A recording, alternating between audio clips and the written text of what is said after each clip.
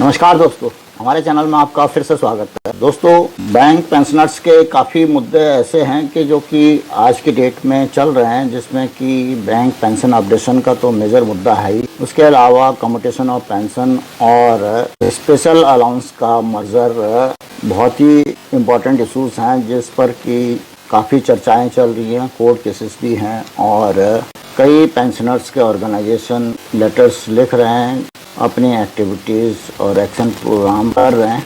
इसी कड़ी में all India bank retirees federation द्वारा 6th कॉन्फ्रेंस की गई, जिसमें कि उनका स्लोगन था pension updation is a right of bank pensioners, bank retirees.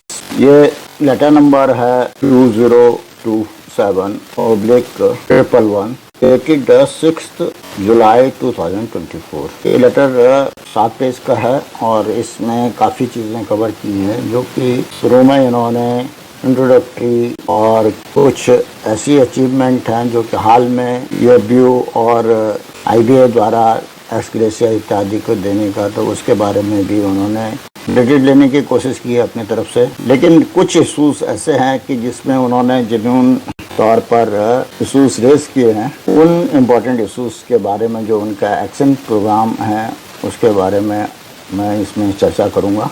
ये इन्होंने जो लेटर एड्रेस किया है the office bearers, central committee members and state committee members, AIBRF।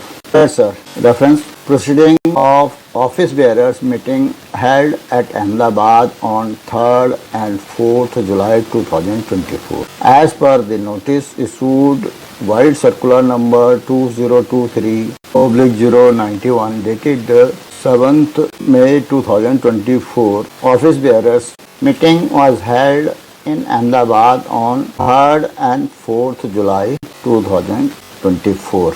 इसके लिए उनका काफ़ी दिनों से चर्चा चल रही थी और लेटर भी इशू किए थे। उस विषय में हमने पीछे भी एक वीडियो बनाया था।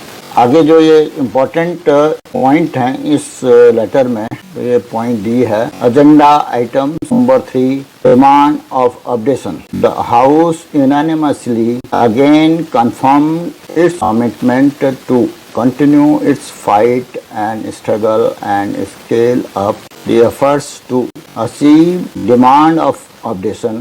Ex gratia is no substitute for updation in AIBRF. Considering the relevant provisions of the settlement, ex gratia is taken as interim relief, providing some additional monetary benefits to the pensioners in intervening period, giving boost and strength to demand of updation. As interim relief, provision of ex gratia has been welcomed by the retirees community at large, as indicated from the fact that retirees have generously contributed donations or levy on appeal made by many of our affiliates. दोस्तों, x gratia को किसी भी retirees द्वारा very happily accept नहीं किया गया है। ये तो एक गवर्नमेंट ने अपनी तरफ से ही एक रिलीफ दिया है, लेकिन इस रिलीफ से कोई संतुष्टि भी नहीं है और AIBRF द्वारा इस संबंध में लेवी कलेक्शन के लिए अपील की गई थी और उसके बेसिस पे उनको लेवी दी गई। ताकि AIBRF के अलावा किसी और पेंशनर्स ऑर्गेनाइजेशन ने लेवी के लिए डिमांड नहीं की थी और ना ही लोगों ने किसी और ऑर्गेनाइजेशन को एक्स ग्रेशिया पे लेवी दी, क्योंकि एक्स ग्रेशिया एक मामूली सी रकम है, उस पर लेवी देने का कोई औचित्य भी नहीं बनता था। लेकिन उसके बावजूद भी AIBRF ने एक्स ग्रेशिया पे लेवी कलेक्ट की। It was also noted with concern and disappointment that the benefit of ex gratia has not been extended to the pensioners from private sector banks in the settlement, despite the fact that the pensioners from private sector banks have exercised option for IBA pension scheme and have been drawing uniform pension at par with the pensioner from public sector bank since its inception in 1995. It is sheer discrimination and amounts to violation of the provisions of the pension regulations. दोस्तों, जहाँ तक बात है कि यहाँ पर pension regulation में x gratia की कोई बात नहीं है, लेकिन PSU बैंक को यदि एक्स ग्रेशिया दिया गया है और उसी लाइन में यदि प्राइवेट बैंक को भी पेंशन मिलती है तो उनको भी एक्स ग्रेशिया दिया जाना चाहिए। ये तो उचित डिमांड है, लेकिन ये कहना गलत है कि यहाँ पर कहीं पर भी पेंशन रेगुलेशन का वायलेशन हुआ है। कोई लॉजिकल रीजन नहीं है।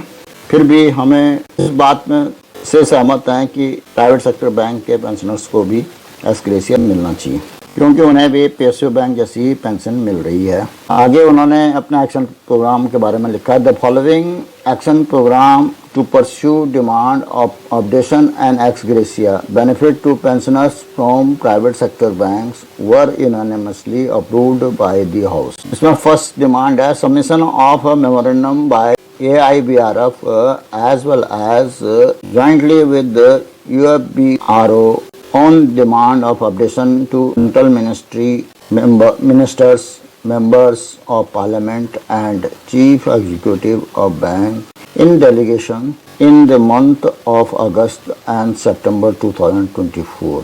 ये तो एक अच्छा एक्शन प्लान है, क्योंकि जब तक अपनी वॉइस रेज नहीं करेंगे और डिफरेंट लेवल पे आवाज़ नहीं उठाएंगे तो तब तक कोई भी पेंशनर्स की डिमांड के बारे में सोचने वाला नहीं। Affiliates state committees would take appropriate step to implement this action programme. The memorandum would be drafted by the central office and would be sent to further action. All state committee would be required to submit report to central office after submission of memorandum. While submitting the memorandum, members of parliament would be requested to raise issue in Lok Sabha and Rajya Sabha. अब ये सारा जितना भी है ये इनके liaison पे depend करता है कि मेंबर्स ऑफ पार्लियामेंट के साथ कितना बढ़िया लाइजन है और क्या वो अपने क्वेश्चन रेज करेंगे राज्यसभा या लोकसभा में। फिर भी ये दावा करते हैं कि हमारे पॉलिटिकल रिलेशंस बहुत अच्छे हैं और हम कई MPs और MLAs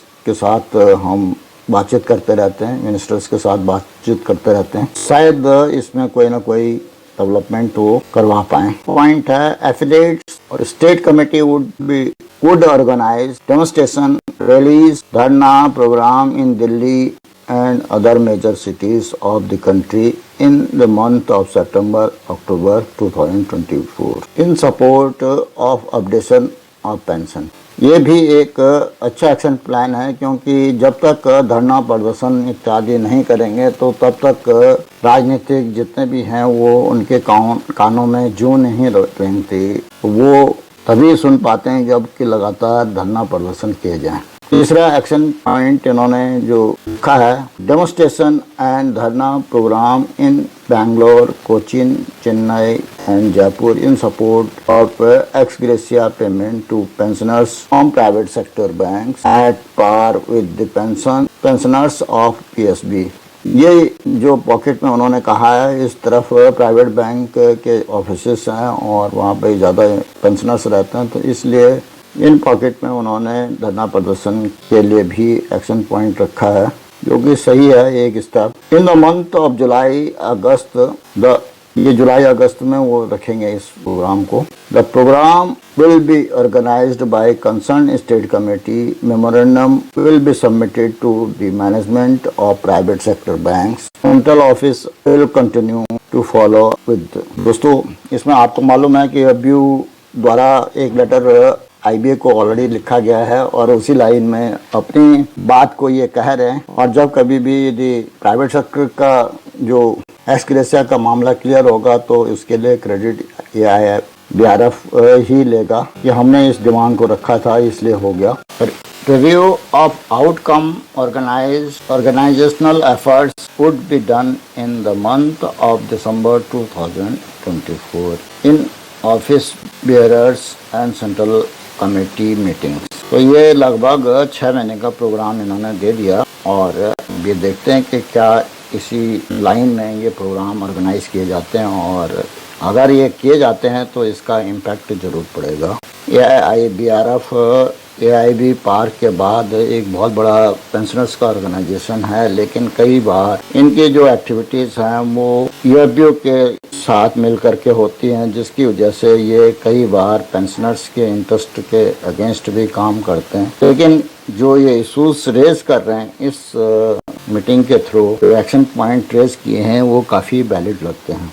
It was decided that AIBRF will continue to make efforts to achieve demand of updation of the organizational level through various action program mentioned above, and no legal recourse would be initiated by AIBRF at this stage। दोस्तों, ये थोड़ा सा contrary है कि ये legal recourse की तरफ नहीं जा रहे हैं, जबकि आपने ये देखा होगा कि कम्यूटेशन ऑफ पेंशन के रिकवरी के बारे में जितने भी लोग चंडीगढ़ हाई कोर्ट में गए हैं, उन रिट पिटिशनर को रिलीफ दे दिया गया है, उनकी रिकवरी को स्टे कर दिया गया है। अगर AIB पार्क और AIBRF जैसे पेंशनर के बड़े ऑर्गेनाइजेशन एक रिट फाइल करें तो स्टे जो मिलेगा वो यूनिफॉर्मली सभी बैंकों के लिए एप्लीकेबल हो जाएगा और इंडिविजुअल को रिट फाइल करने की जरूरत नहीं पड़ेगी। आगे एजेंडा आइटम नंबर 4 है group medical insurance scheme. The general secretary presented in detail as how group insurance policy for retirees worked and problem faced in implementation of a scheme so far during 2023-24. He also informed that due to continuous follow-up done by AIBRF at CLC level, IBA has agreed to launch combined insurance policy for employees and retirees for 2024-25। दोस्तों, ये demand तो EFBU की थी और EFBU के साथ ही agreement हुआ है, इसके लिए अंडरस्टैंडिंग हुई है। तो AIBRF जो है वो बेगाने की शादी में अब्दुल्ला दीवाना वाला अपना रोल प्ले कर रहा है। चलिए, जो भी है वो एक पॉजिटिव स्टेप है। It is considered as creditable improvement in the scheme and achievement for AIBRF. The demand AIBRF has pursuing at CLC level for last 2 years. Details of combined policy are awaited in this regard. Our circular number 2024/110 dated 6th July 2024 may also be referred on the subject। अब इसमें जो circular की ये बात कर रहे हैं, इसमें इन्होंने पूरा क्रेडिट अपने ऊपर लिया है कि हमारी वजह से ही ये कि कंबाइंड पॉलिसी के लिए IBA एग्री किया है। लेकिन इस कंबाइंड पॉलिसी के बावजूद भी कोई ज़रूरी नहीं है कि इसमें पेंशनर्स को बहुत ज़्यादा रिलीफ मिल पाएगा, क्योंकि अभी तक जो भी प्रीमियम बियर किया जा रहा है वो पेंशनर्स को ही करना होता है। और जो पेंशनर्स की पॉलिसी है वो बेसिक पॉलिसी जो कम से कम 4 से 5 लाख की होनी चाहिए, उस पॉलिसी का जो प्रीमियम यदि बैंक बियर करता है तो तब तो इसको अचीवमेंट माना जा सकता है। अगर बैंक कोई सब्सिडाइज नहीं करता और रिटायरीज को ही इसका प्रीमियम बियर करना है तो इसमें कोई भी ऑर्गेनाइजेशन यदि अचीवमेंट मानता है तो ये मैं उनसे सहमत नहीं हूँ। फिफ्थ एजेंडा पॉइंट है इसमें direct discussion by IBA and DFS with retirees organisation. द General Secretary gave detailed presentation on the issue of IBA holding direct discussion with the retirees organization to consider their suggestions, stand on retirees issues. Continuous efforts are being made by AIBRF in this direction. However, breakthrough is yet to be achieved. The GS also explained present prevailing legal position on the issue and need to pursue the issue on continuous basis with commitment and patience। अब दोस्तों, इसमें जहाँ तक retirees के organisation को DFS और IBA द्वारा direct discussion के लिए मौका देना चाहिए, इसके लिए AIB पार्क भी लिख रहा है, AIBRF भी लिख रहा है, लेकिन अभी तक इसमें कोई सफलता नहीं मिली और मिलने की उम्मीद भी कम ही लगती है, क्योंकि IBA इसमें एडमेंट है कि वो केवल वर्किंग यूनियन से ही बात करेगा। After discussion it was decided that to pursue the issue AIBRF would submit joint memorandum along with the UFBRO to the parliamentary committees on public grievances, law and justice in September-October 2024 and thereafter follow up the matter. ये भी action एक किस्म से सही directions में है, लेकिन इसमें जब तक आईबी और डीएफएस कन्विंस नहीं होते तब तक इसमें कोई भी अचीवमेंट मिलनी मुश्किल लगती है। लेकिन एफर्ट्स इस दिशा में एफर्ट्स करना बहुत ज़रूरी है रेगुलर बेसिस। अगला एजेंडा पॉइंट नंबर 6 है coordination with other apex level retirees organization. The General Secretary apprised the House about the efforts by AIBRF for developing coordination among apex level retirees organization in view of the approach and attitude adopted by some retirees organization. AIBRF has taken initiative to form new forum named as United Forum of Bank Retirees Organization UFBRO। एक CPBRO already जो है वो एक combined body है, उसको इस organisation ने join नहीं किया क्योंकि यहाँ पर जो जनरल सेक्रेटरी श्री जैन साहब हैं वो पूरा श्रेय अपने ऊपर लेना चाहते थे और पूरा क्रेडिट भी हर काम के लिए अपने आप करना चाहते थे। तो उन्होंने अपने आप को एक स्वयंभू लीडर बनने के लिए united forum of bank retirees organisation form किया है, जो कि पैरेलल है CPRO। अब CPRO और जो UFBRO यदि 2-3 ऑर्गेनाइजेशन होंगे तो यदि रिटायरीज की यूनिटी नहीं होगी तो वो यूनाइटेड एक्शन नहीं ले सकते और ना ही कोई ज़्यादा अचीवमेंट मिल पाएगी। जहाँ तक बात करते हैं कि रिटायरीज ऑर्गेनाइजेशन को DFS और IBA के सामने बात करने के लिए अगर एक ऑर्गेनाइजेशन नहीं होगा तो IBA और DFS के पास भी ऑप्शन नहीं रह पाएगा कि किसके साथ बात करें। तो इस ढंग से जो है ये आपस में फूट डाल करके राज करने वाली इनकी पॉलिसी है और ये अभी तक चला रहे हैं। It's first meeting was held in Delhi on 19th June 2024, which was attended by 6 apex level retirees organization. It was unanimously decided to pursue identified demands of retirees, including updation of pension jointly under the banner of UFBRO. Joint declaration issued by UFBRO at the end of the meeting was placed for information। तो ये इन्होंने अपना organisation बनाया है जहाँ पर कि उसको अपने आप ही उसको हैंडल करेंगे। तो जैसे AIBRF एक्शन ले रही है उसी ढंग से ये UFBRO भी एक्शन लेगा, जो कि कई बार पेंशनर्स के इंटरेस्ट में भी नहीं हो सकता है क्योंकि ये लीगल एक्शन लेने के लिए तैयार नहीं है और गवर्नमेंट IBA पेंशनर्स की किसी भी बात को मानने को तैयार नहीं।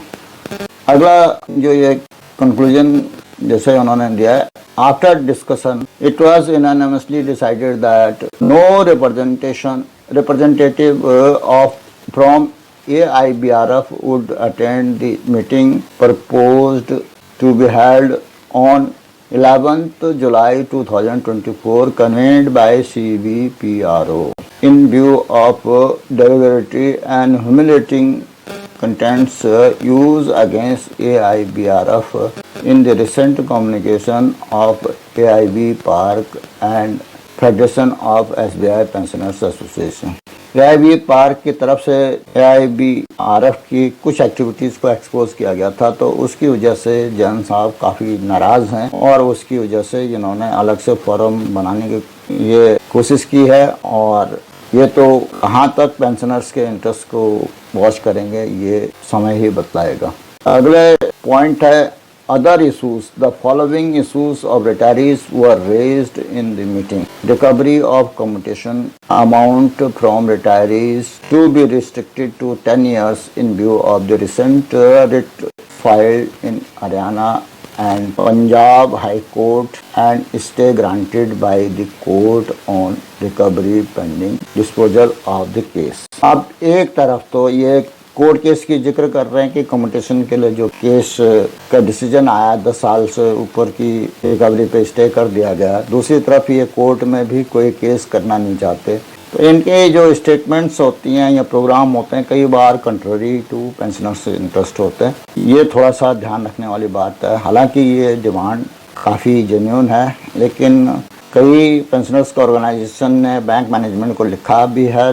कहाँ तक बैंक मैनेजमेंट उनकी बात सुनती है ये अभी समय बतलाएगा। हाँ, अगर यदि वर्किंग एम्प्लॉयज़ की ऑर्गेनाइजेशन जैसे कि हाल ही में यूनियन बैंक ऑफ इंडिया के जो एसोसिएशन है उसने टेकअप किया है मैनेजमेंट के साथ, तो उसी ढंग से उसी लाइन में यदि बाकी और बैंकों के जो वर्किंग यूनियन है वो भी टेकअप करेंगे तो इस मामले में कोई ना कोई डिसीजन जरूर हो सकता है। अगला पॉइंट है payment of gratuity as per recent decision of RLC and high court. Nainital high court का डिसीजन है जो पेमेंट ऑफ ग्रेजुएटी का, तो उस पर भी इन्होंने कहा है कि उसको भी उस लाइन में पेमेंट होनी चाहिए।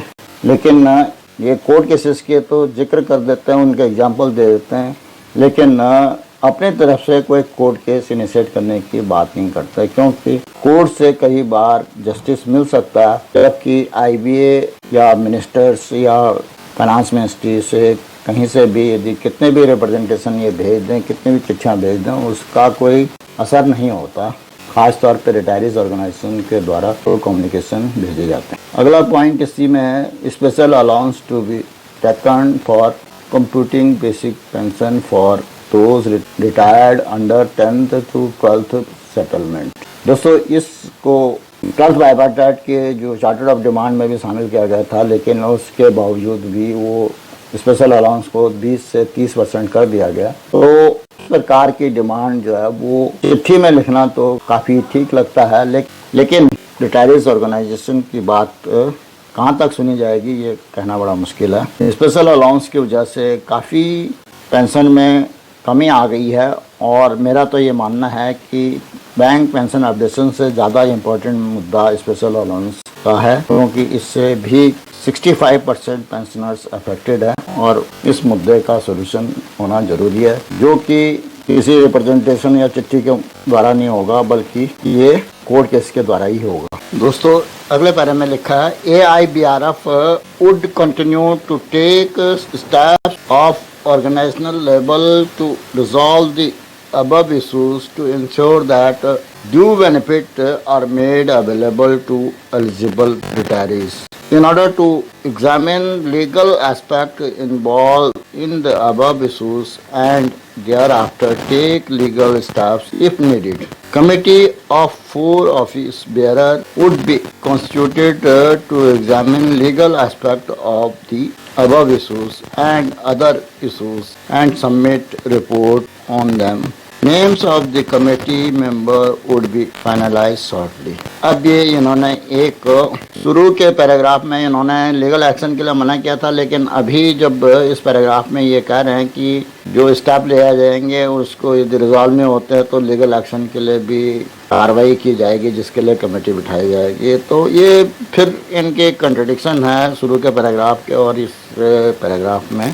लेकिन मेरा ये मानना है कि लीगल एक्शन के बगैर कोई भी इशू रिजॉल्व होना अभी मुमकिन नहीं लग रहा। हालांकि लीगल एक्शन में भी टाइम बहुत लग रहा है, लेकिन अल्टीमेटली डिसीजन पेंशनर्स के फेवर में होने की संभावना काफ़ी है, क्योंकि इसमें लीगल लैकुना काफ़ी हैं, जिसकी वजह से IBA और PFS या मिनिस्ट्री ऑफ फाइनेंस को औंधे मुँह गिरना होगा पेंशनर्स के मुद्दों पे। और आजकल कई मुद्दों में कोर्ट ने काफ़ी पॉजिटिव डिसीजन दिए हैं, जैसे कम्यूटेशन के बारे में या ग्रेच्युटी कैलकुलेशन के बारे में स्पेशल अलाउंस को इंक्लूड करने के लिए नैनीताल हाई कोर्ट का डिसीजन है। तो इनको ध्यान में रखते हुए तो मेरा ये मानना है कि लीगल एक्शन ही अप्रोप्रिएट एक्शन होंगे। अगर ये भी लीगल एक्शन इनिशिएट करने की बात करते हैं तो एक बहुत ही पॉजिटिव स्टेप होगा AIBRF की तरफ से। H पॉइंट में उन्होंने लिखा है audited balance sheet of AIBRF was placed before the House, which was adopted by the House unanimously. The Treasurer informed that as per the decision taken in core committee meeting, 5 affiliates have remitted rupees 3.5 lakh to AIBRF at the rate of rupees 5 member out of a levy collected by them from their members who have enthusiastically contributed. Appeal is made to all remaining affiliates to remit their contribution to central office as per core committee decision. इस तरह से उन्होंने अपने funding का भी एक proposal इसमें शामिल किया है. The meeting ended with the vote of thanks to host unit Gujarat State Committee for excellent arrangement and warm hospitality. With warm greetings, yours sincerely, S.C. Jain, General Secretary. ये जैन साहब के डिटेल एक्शन पॉइंट्स हैं जो कि अगले 6 महीने के लिए उन्होंने चेकआउट किए हैं. ये देखना होगा कि इन एक्शन पॉइंट का क्या असर रहता है और किन किन मामलों में जैन साहब इस अचीवमेंट के लिए श्रेय अपने आप को देते हैं. दोस्तों, आज के इस वीडियो में मैं इतना ही कहना चाहता हूँ. आशा है इस वीडियो में दी गई जानकारी से आपको लाभ होगा और आपको पसंद भी आई होगा. अगर पसंद आई तो इसको लाइक करें, साथ ही अपने दोस्तों में शेयर भी करें. अगर और कोई जानकारी चाहिए तो उसके लिए कमेंट अवश्य करें. फाइनेंशियल लिटरेसी से संबंधित, बैंक से संबंधित, बैंक पेंशन से संबंधित, गवर्नमेंट की स्कीम के बारे में या अन्य किसी प्रकार की स्कीम के बारे में जानने के लिए इस चैनल को सब्सक्राइब करें अगर आपने अभी तक सब्सक्राइब नहीं किया. नए नए वीडियो के जल्द नोटिफिकेशन के लिए बेल आइकन दबाना ना भूलें. वीडियो को अंत तक देखने के लिए धन्यवाद. जय हिंद, वंदे मातरम.